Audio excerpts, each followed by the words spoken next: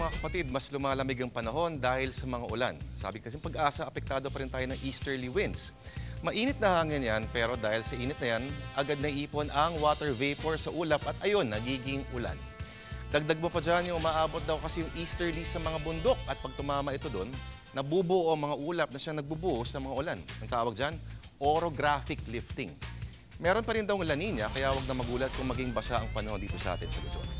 Mamayang gabi, samantala, kapag tumingala kayo sa langit at nakita ang dalawang matingkad at halos magkadikit ng mga tala, pero actually hindi yan tala, planeta yan. Yan po ang Jupiter at Venus.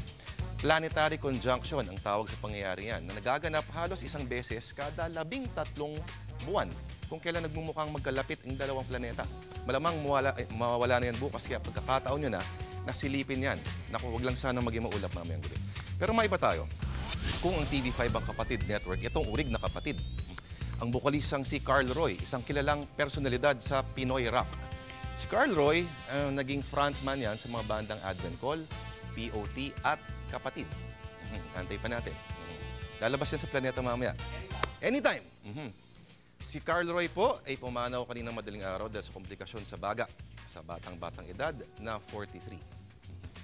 Nakilala si Roy dahil sa kanyang mamakulay na estilo at enerhiya sa entablado. Okay, isang tingin mo lang, alam mong rock and roll ang mamang to. Lalabas pa rin yan.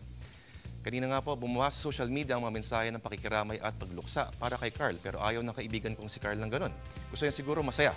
Rock and roll pa rin hanggang sa huli. Kaya, ako po si Lord De Vera nagsabing, yug-yuga na.